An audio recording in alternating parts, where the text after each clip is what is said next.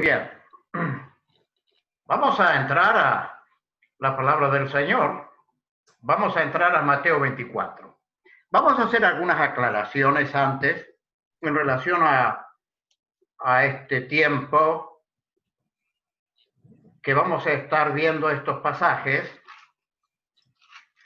Primero, no vamos a hacer un estudio del pasaje propiamente. No vamos a hacer nada escatológico, ni vamos a tomar postura sobre el pasaje, sino que vamos a aprovechar el tiempo sacando la enseñanza propiamente del pasaje sin entrar a los tiempos o una exégesis propia del pasaje. Entonces vamos a olvidarnos de todo eso, de posturas, y vamos a sacar algunas cosas que lo actualicemos a nuestro tiempo, ¿no? Porque el pasaje de Mateo 24 es un tema que tiene diferentes posturas en los teólogos y en las doctrinas o en los últimos tiempos. No se puede leer el capítulo 24 sin entrar al capítulo 23, ya que el capítulo 24 es una continuación del 23. Entonces, en el capítulo 23 es la última vez que el Señor va a hablar con los que no son los suyos. Después lo va a volver a hacer otra vez allá cuando es juzgado.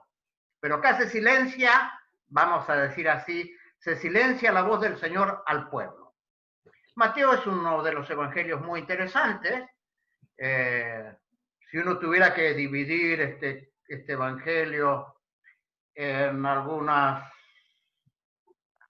formas de división propia del libro en sí, diríamos que Mateo tiene una parte que está hablando sobre las bienaventuranzas. Después, por supuesto, va a tomar sobre parábolas. Muchas de las parábolas están después del 24 en relación a la venida de Cristo. Pero también nos habla de el fin. Por supuesto que tiene otros contenidos, ¿cierto? Pero vamos a entrar a esta parte, a la última parte del 23. Vamos a entrar a los versículos 37 al 39. Allí está el Señor, ya en su última parte del ministerio hacia el pueblo, vamos a decir así. Y acá llega a esta parte al lamento de Jerusalén. Ahora, ustedes pueden poner un bocado sobre esto, lo que a ustedes les parece que ven durante estemos hablando. No quiero que sea un sermón, sino que sea una charla, ¿no? Entre nosotros, como lo ve uno, como lo ve el otro, que vamos a sacar, ¿cierto?, después alguna conclusión propia. A ver, la iglesia está viviendo un tiempo difícil en el sentido doctrinal, en el sentido de interpretación propia de la palabra, en el sentido de hacerle decir a la palabra lo que no dice, y darle un contenido desvirtuado a la palabra por conveniencia propia de muchísimos de los que predican la palabra. Empecemos por ahí. Y nosotros nos vamos a encontrar con algunas de estas cosas acá que ya han sido anunciadas. Manuel estaba hablando de Maldonado. Maldonado es uno de los predicadores que más se ha salido de la palabra. E inclusive Maldonado es uno de los predicadores que le ha robado el lugar a Dios. En una de sus prédicas, por ejemplo, él dijo que como que la palabra había cesado y dijo que él era la voz de Dios, que lo que él decía era lo que había que seguir. Bueno, tenemos ese tipo de cosas así en este tiempo. Cuando Jesús habla sobre la Jerusalén acá, está haciendo alusión a los mensajes que los profetas trajeron para darle una mirada al pueblo de Israel de su condición espiritual. Entonces, está pasando un poco eso también hoy, en este tiempo. Estamos igual. Cuando Jesús dice acá, Jerusalén, Jerusalén, que matas a los profetas y apedreas a los que te son enviados, esto ocurrió literalmente. Esto pasó con muchísimos de los profetas del Señor en el Antiguo Testamento.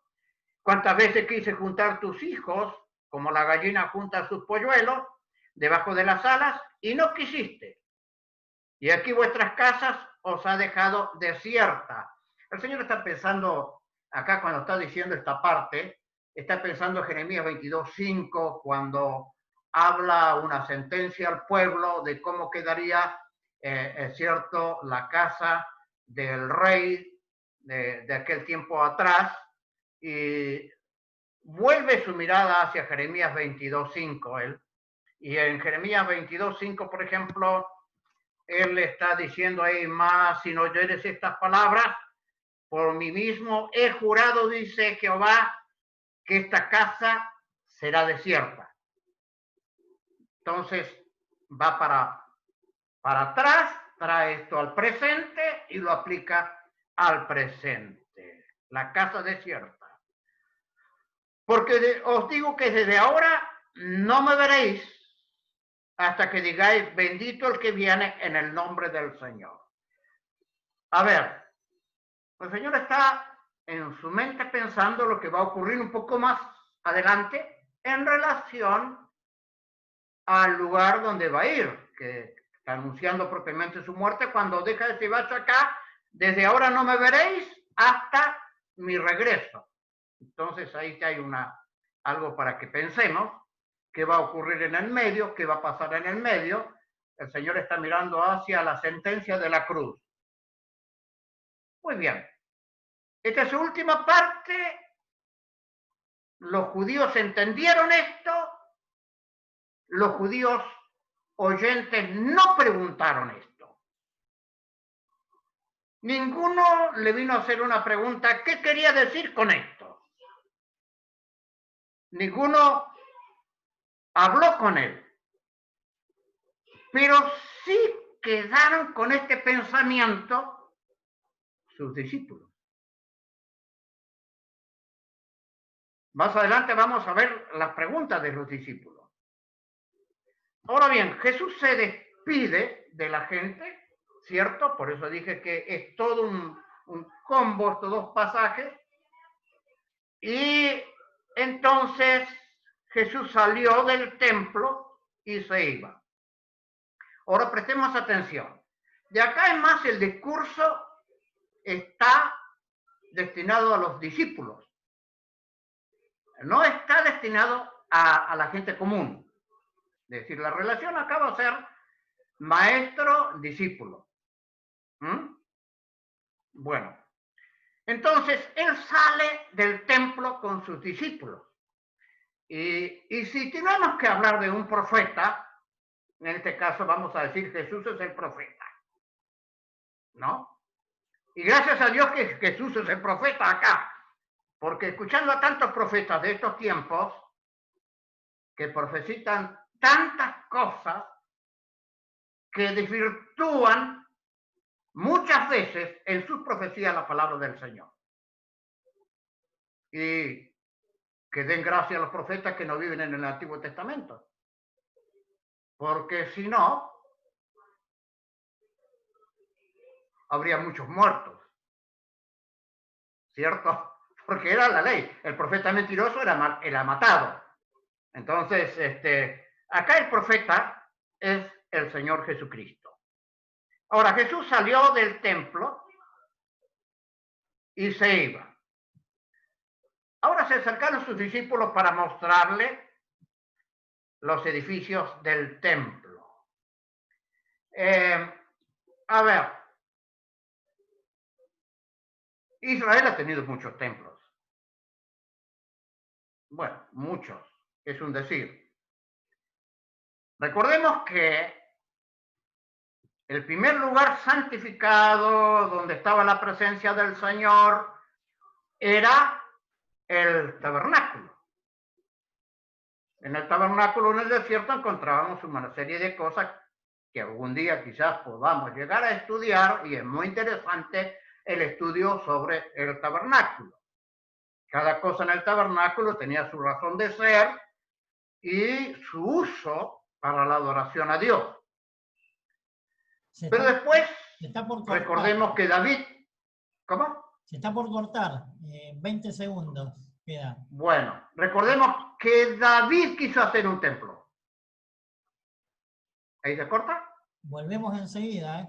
Se corta Bueno. y volvemos. Bueno, entonces cortamos. Bien. Muy bien, entonces habíamos dicho que David quiso hacer un templo, lo cual Dios no le permitió. Pero sí lo hizo Salomón. Uno de los más hermosos templos y obra de arte, podríamos decir. ¿Quién no se acuerda de la oración de Salomón y la contestación de Dios a la oración de Salomón? Bueno, este templo fue destruido después cuando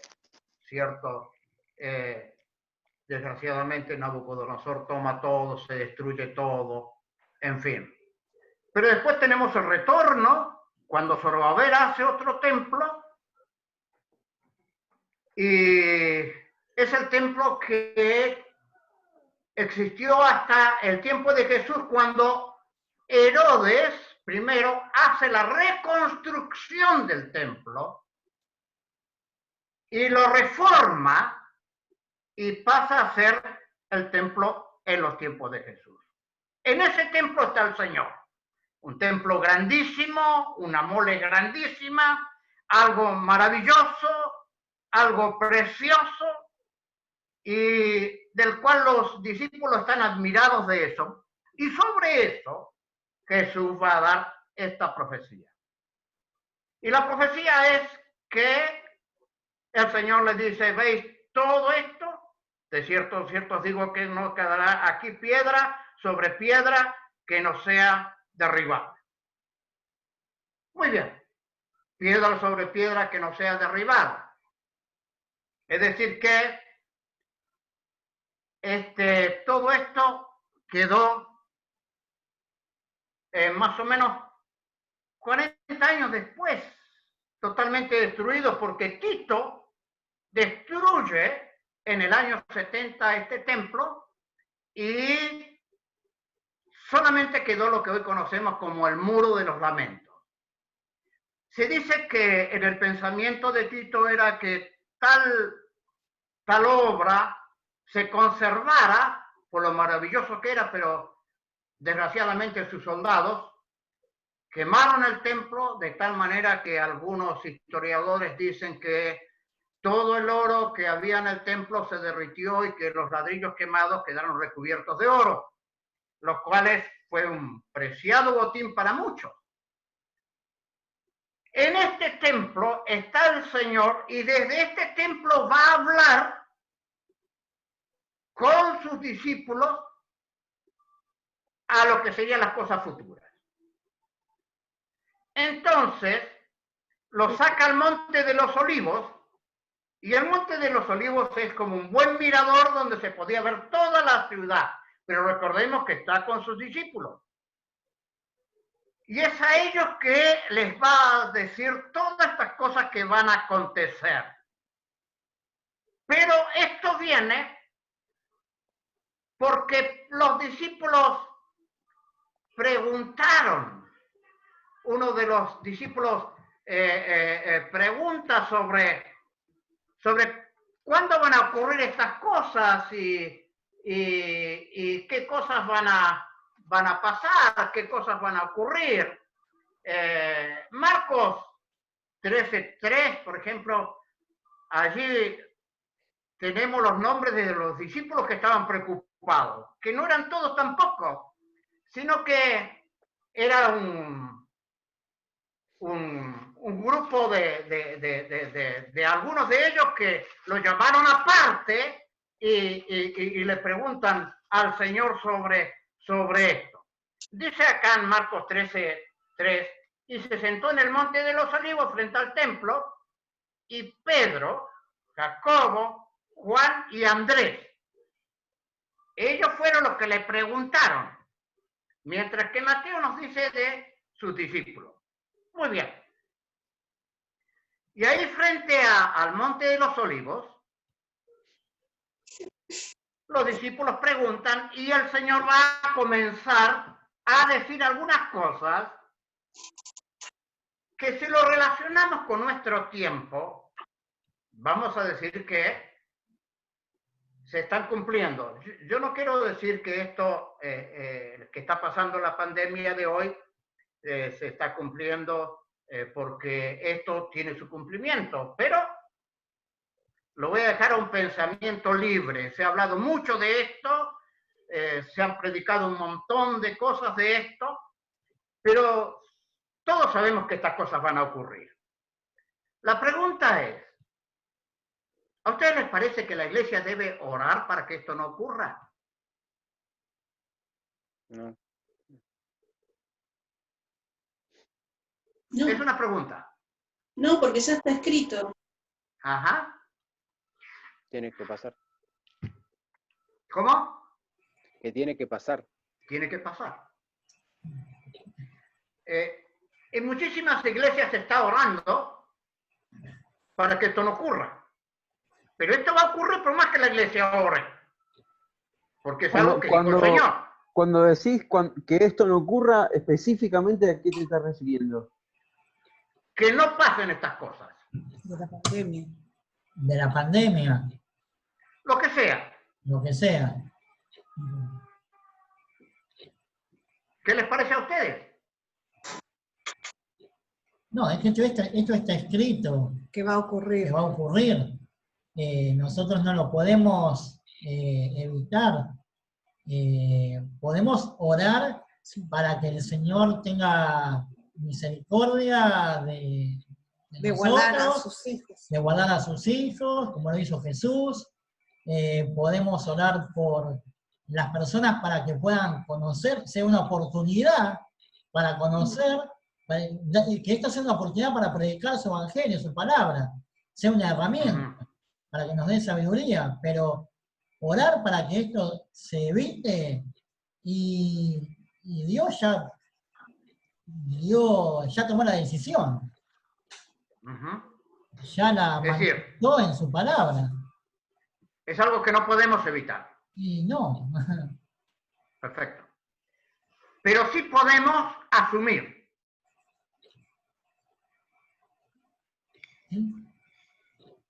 Y ahí es otro tema, que muchos cristianos viven asustados porque no asumen lo que va a pasar.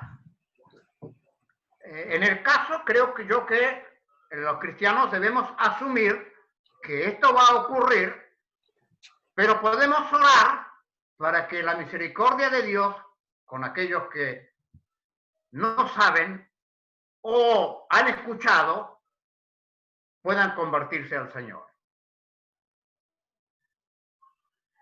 No lo puedo evitar, pero puedo orar para que aquel que no conoce la verdad pueda convertirse al Señor. Pero yo lo asumo que esto va a pasar. ¿No? Entonces, ahora bien, miremos un poquito algunas cosas. Cuando ellos le dicen, se acercan y dicen, dinos cuándo serán estas cosas y qué señales habrá. Ustedes más adelante tienen una serie de parábolas que hacen a la relación con esto, ¿cierto? En cuanto a cuando venga el Señor. Por ejemplo, las 10 vírgenes. Cómo se prepara el cristiano para estas cosas. ¿Cuál va a ser la actitud del cristiano? Que no nos sorprendan estas cosas que vienen, porque estas cosas van a ocurrir. Estas cosas no lo podemos evitar, pero sí estamos avisados que esto va a ocurrir. ¿No? Muy bien. ¿Cuándo ocurrirá? El Señor deja que la historia propia marche. y que la propia historia escriba su destino, por así decir, en el sentido de que no de lo que él dice, esto va a ocurrir, pero que los hombres sigan su camino. Vendría a ser esa la palabra exacta. Que los hombres sigan su camino, pero que la iglesia esté avisando a los hombres que estas cosas van a pasar. ¿Y cuáles serán aquellas luces que se van a prender cuando el Señor esté preparando su venida? Muy bien, algunas luces, por ejemplo, tenemos acá de estas señales, el versículo 4, respondió Jesús y le dijo, mirad que nadie os engañe, porque vendrán muchos en mi nombre diciendo yo soy el Cristo y a muchos engañará. ¿Ha vivido la iglesia esto? Sí. Sí. Obvio. Lo estamos viviendo. A ver, alguien al comienzo hablaron de los falsos profetas. Bueno, esta es una de las cosas que se está viviendo. Los falsos profetas.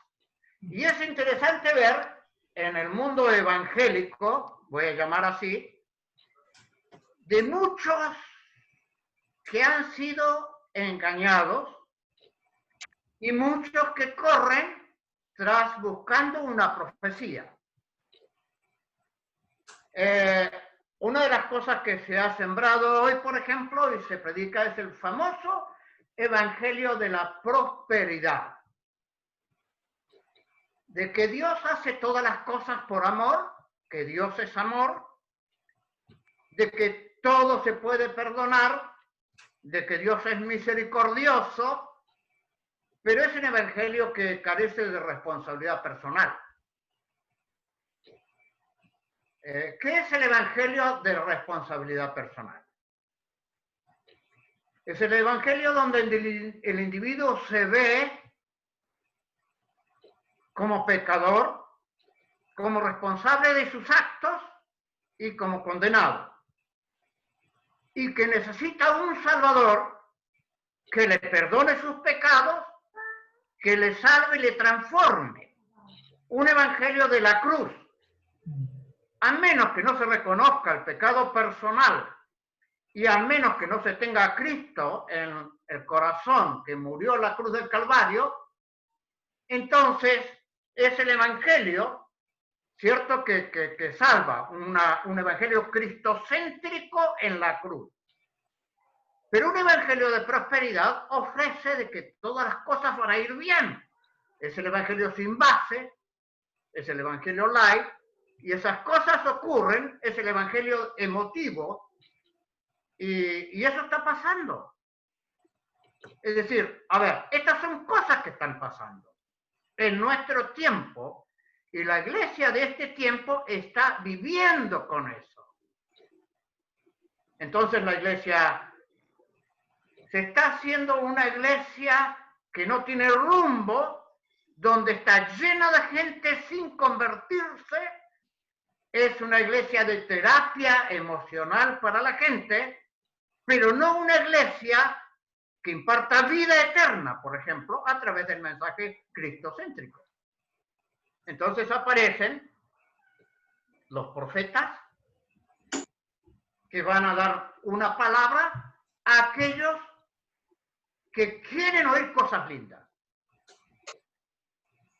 Entonces, el profeta lo que hace es robar la palabra propia de Dios, porque muchas iglesias se basan en relación a la voz que diga el profeta y no a la voz que diga Dios, en este caso. Entonces ha entrado y estamos en tiempos, viviendo este tiempo. Este es el tiempo que nos toca vivir. Tenemos otra de las cosas más acá. Otra de las señales, oiréis de guerra y rumores de guerra. Han pasado muchas guerras en el mundo, desde vamos a decir así, desde la existencia propia del hombre, el hombre ha vivido en guerras. Pero recién hemos tenido las últimas décadas o años o centenarios, la Primera Guerra Mundial, inmediatamente la Segunda Guerra Mundial, hemos vivido una guerra fría, hemos esperado una Tercera Guerra Mundial, pero el mundo ha cambiado. Ahora estamos sentados en un polvorín que muy pocos ven, y ahora tenemos un problema mundial entre Estados Unidos y la China. Fíjense ustedes que dentro de este panorama ha quedado desplazada Rusia. Pero estamos en un tiempo que no sabemos propiamente qué va a pasar, y guerras, se viven guerras, se viven persecución, se está viviendo en este tiempo. Entonces, cuando Jesús habla de estas cosas, creo que está mirando a este tiempo difícil que vendrá, lo cual nosotros estamos siendo actores, por así decir, o espectadores de todo esto que está ocurriendo. Y no sabemos a ciencia cierta que mañana se levante el muchachito de Corea del Norte y se levante mal y apriete un botón. No lo sabemos. Entonces, todo puede ocurrir durante este tiempo. Ahora bien, estas son cosas que a nosotros no nos puede sorprender, porque estamos siendo avisados por estas cosas. Después dice, continuando el versículo 7, sobre esto, nación contra nación, reino contra reino, pero las consecuencias hablan de pestes. Muy bien, han habido pestes, muchísimas pestes durante la historia de cierto. Yo me encargué de buscar algunas, nada más, muy poquitas. Porque si tengo que mencionar pestes, tendría que mencionar un montón de pandemias. Hay una pandemia, la peste negra, por ejemplo, de los años 1345. Esa peste mató 200 millones de personas. Habían un tipo de pulgas infectadas y era pasado a las ratas, y las ratas los pasaban a los hombres y se moría la gente.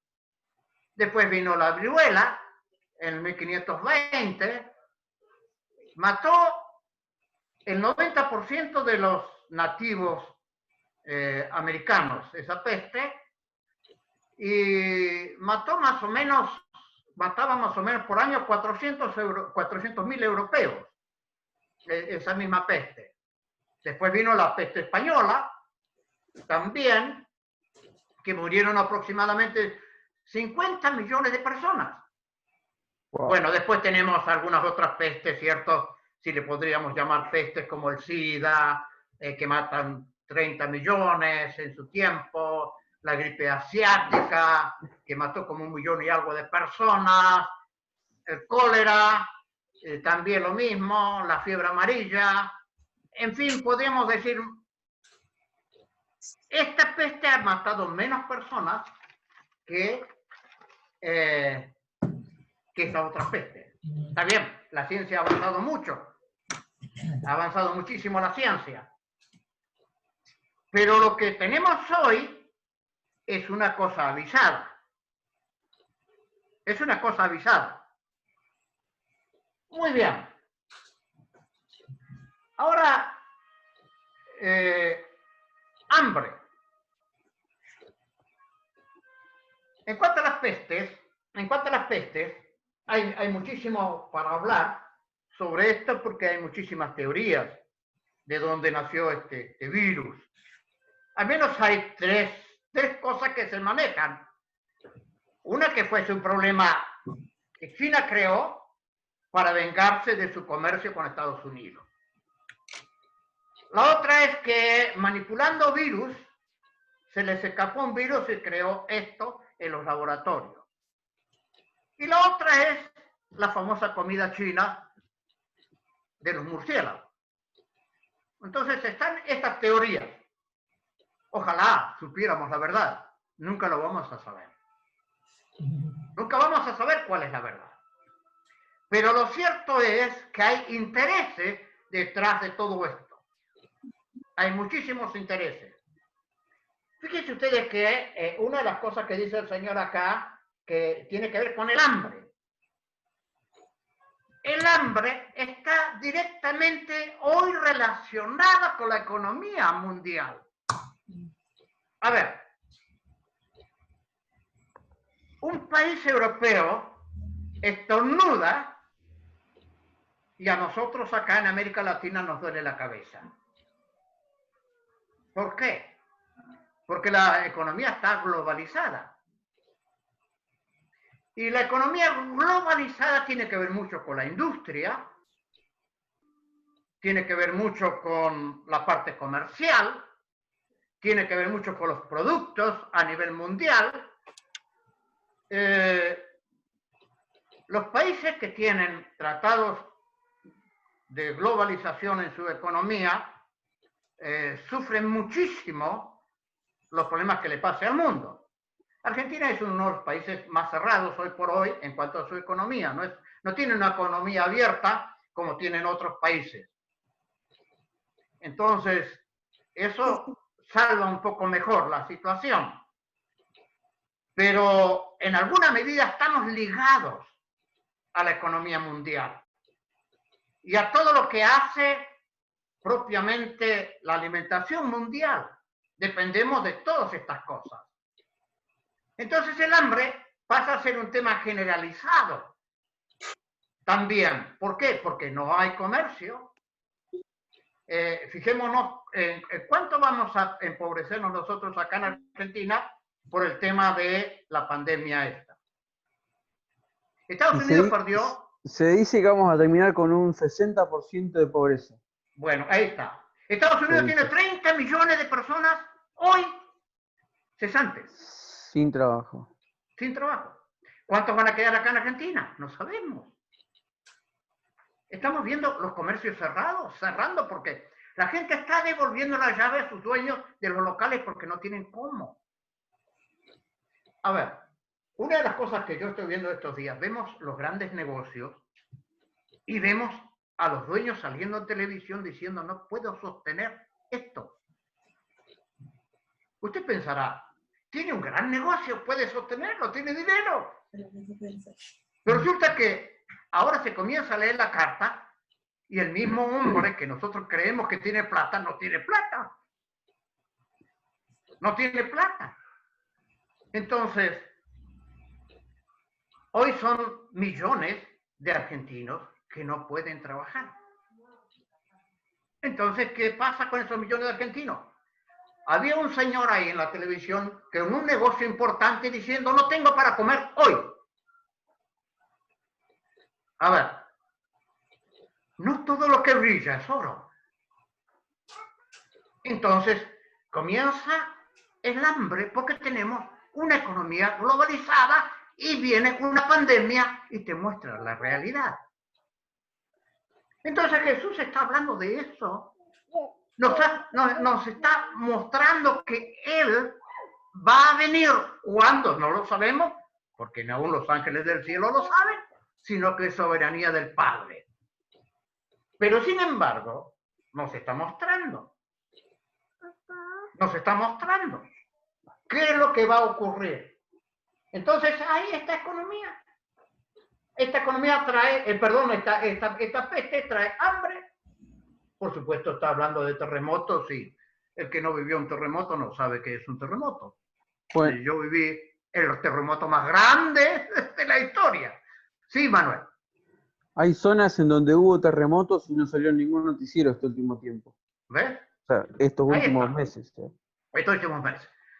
En el año 60, yo viví en el terremoto más grande de la historia, punto 9, donde la ciudad de Valdivia, en el sur de Chile, se perdió completamente. Se lo tragó el mar y la tierra. Y yo era niño y recuerdo las casas caerse. Recuerdo abrirse la tierra. Y recuerdo tener olas bajo mis pies porque la tierra hacía olas. Ahora bien, Manuel dice que no ha salido noticiero en lugares donde nunca hubiera un terremoto. Yo siempre digo esto. ¿Qué pasaría, Dios no lo permita, pero qué pasaría si aquí en Buenos Aires hubiese un terremoto? ¿Sabe que la ciudad quedaría completamente destruida y habría miles y miles y millones de personas muertas? Porque Buenos Aires no está preparada para un terremoto. La construcción no está preparada para eso. Entonces, todas estas son señales de que Cristo viene. De que Cristo viene. Yo no quiero hablar sobre o dividir el pasaje acá en otras cosas, pero hay algunas otras señales que son las señales religiosas, ¿cierto? Las señales bélicas, que es la que hemos visto, pero también hay otras señales que podemos ver, aparte de esta economía global y de los terremotos. Se dice que el Señor lo compara acá con principios de dolores. Esta es la figura de la mujer que está pariendo. Los principios de dolores. Él dice en el versículo 8, y todo será principios de dolores. Es la mujer que va a dar a luz. ¿Cierto? El libro de Jeremías lo trata este tiempo como tiempo de angustia. En Jeremías 30, versículos 6 al 9, ustedes lo pueden leer, así no ocupó tanto tiempo. Lo trata como tiempo de angustia. Ahora, ¿ustedes han visto este tiempo? ¿Ustedes ven a la gente angustiada? Sí. Yo veo a la gente angustiada. La gente está angustiada. Aún los creyentes están angustiados. ¿Por qué? Porque la angustia es la angustia de ser contagiado, por ejemplo. La angustia de no saber qué va a hacer con mi trabajo. La angustia de cómo voy a pagar la luz. ¿Cómo voy a pagar el gas? La angustia de que no tengo entradas. ¿Cómo voy a darle de comer a mis hijos? Entonces, es un tiempo de angustia. Es un tiempo de angustia. Ahora, este tiempo de angustia no solamente es un tema para el inconverso, sino que también ha salpicado al cristiano. Un tiempo de angustia. Y trata como el dolor de parto. Un dolor de parto. Miren ustedes, las enfermedades psicológicas y personas traumadas, cuando se termine esta pandemia, va a haber aumentado el 50%. Muertes al corazón, lo menos un 30%. Personas con presión, es impresionante. ¿Por qué? Porque trae la angustia. Trae la angustia. Y una persona que no tiene una entrada, tiene que pagar un montón de cosas, no puede dar de comer a sus hijos, le entra la angustia. ¿Por qué? Porque no sabe cómo va a enfrentar la situación. Ahora, esto es en el lado del inconverso. Y en el lado del cristiano también está pasando esto. Muy bien. Ahora bien, yo quiero terminar con este versículo porque esto es muy largo y tenía otras anotaciones acá, pero no lo voy a dar por razón de tiempo para que ustedes tengamos un poquito para charlar. ¿Está bien?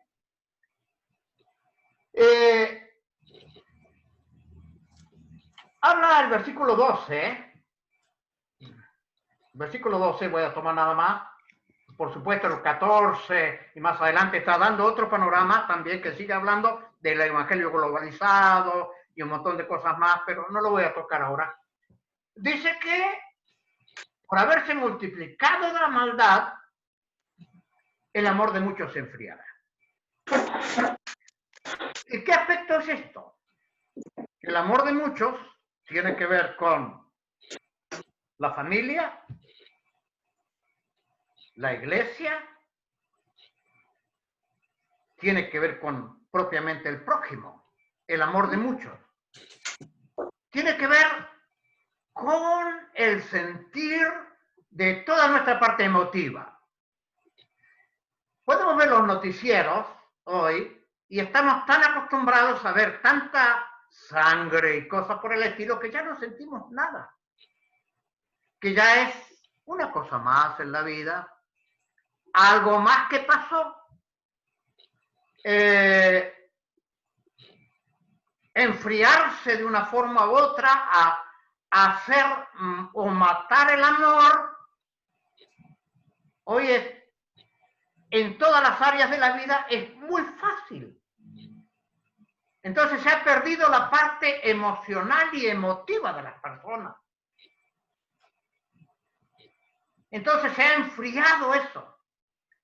Y se ha enfriado la relación con Dios, el amor con Dios, se ha enfriado todo eso.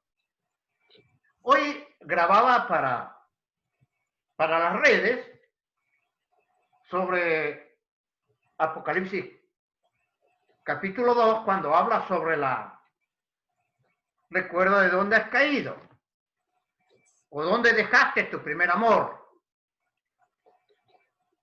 Y trataba de hacer entender un poquito sobre cuando nos hemos convertido a Cristo y hemos querido arrollar el mundo evangelizándolo y llega un punto en nuestra vida que después esto se va enfriando. ¿Y por qué razón se va enfriando? Porque empezamos a conocer la gente de la iglesia, los problemas de la iglesia. Nosotros permitimos otras cosas en nuestra vida que entren y esas cosas hacen que matemos ese fuego que tenemos del recién convertido. Y yo trataba de decir hoy que la iglesia de Éfeso, una iglesia magnífica, si lo tengo que mirar desde el punto de vista humano, con todo su labor reconocido por el Señor, pero con un sistema religioso humano ahora, no propio del amor de Cristo, a lo cual el Señor le llama la atención y le dice: recuerda dónde lo dejaste, anda y busca ese amor de nuevo. Y acá, frente a todas estas cosas, el amor de muchos se ha enfriado y la maldad se ha multiplicado. Entonces hay una serie de advertencias acá, que más adelante está hablando sobre la abominación, ¿cierto? Si tuviera que dividir este pasaje, tendría que dividirlo en dos. Como dije al principio, no voy a entrar en eso, pero creo que estas son advertencias para nosotros, para tener los ojos abiertos, para poder afianzarnos en el Señor y poder tener una clara noción de todo lo que está pasando. Pero por sobre todas las cosas creo que es un llamado a nosotros en una forma personal. ¿Qué vamos a hacer con esto? ¿En qué vamos a utilizar el tiempo y el conocimiento que tenemos de estas cosas?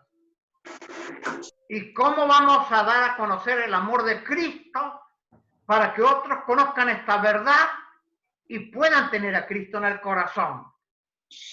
No con una iglesia que les motive a vivir emociones, sino con un sincero arrepentimiento, una sincera conversión y una esperanza real de que si tienes a Cristo en el corazón, te perdonó todos tus pecados, que si tienes a Cristo en el corazón, tienes vida eterna, que si tienes a Cristo en el corazón, tienes esperanza de un más allá, cuando Cristo venga a buscar su iglesia.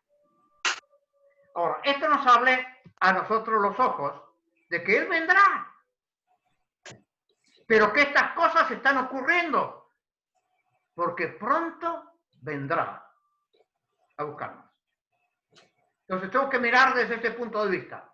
Ahora, ¿cuál va a ser mi responsabilidad frente a esto? ¿Me agarró desprevenido?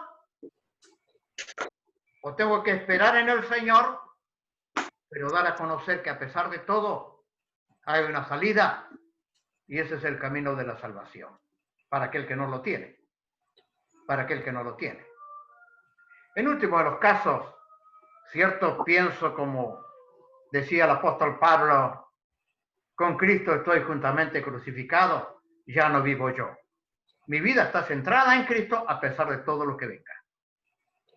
Pero Él es el Señor.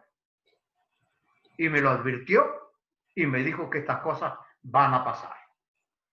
Y estas cosas van a ocurrir. Entonces, en vez de orar, quizás, Señor, para esto, cambia esto, tenga que decirle, Señor, está ocurriendo lo que dijiste, pero que se conviertan a Cristo. Que se conviertan a Cristo. Y úsame a mí para que se conviertan a Cristo. Que el Señor nos bendiga. Y nos ayude a pensar. Usted puede seguir buscando, tiene muchísimo para encontrar, ¿cierto? En este pasaje. Busque ayuda. Hoy el Señor nos ha dado los medios para buscar ayuda a través de Internet y tantas otras cosas de discernimiento del pasaje, ¿cierto? Eso sí, tengo una línea para seguir. Una línea para seguir. Que aprendamos que estas cosas están escritas y estas cosas van a pasar. Que no nos sorprenda. Amén. Muy bien, todo cronometrado también. Queda 1 minuto 15, así que perfecto. Nos da tiempo para poder despedirnos. Nos deja pensando. No sé si hay alguna pregunta. Si no, volvemos, no hay ningún problema. ¿Hay alguna pregunta en base a esto? Nos deja pensando, nos deja para seguir investigando sobre esta línea y saber que nos da paz porque estamos en el camino correcto. La palabra también nos orienta y nos edifica para poder saber dónde estamos parados y cómo vamos a seguir. Vamos a orar y se corta donde se corta. Que Dios nos bendiga. Padre Celestial, en el nombre de Jesús venimos delante de ti, dándote la gloria y la honra y te damos gracias por esta palabra. Gracias por tu siervo, gracias por la vida de cada uno de los que estamos presentes en el día de hoy, gracias por la vida de Eduardo, de Yushi, díselo, Señor, y que esta palabra pueda desarrollar también en nosotros el querer hacer, Señor, y evangelizar y hablar, y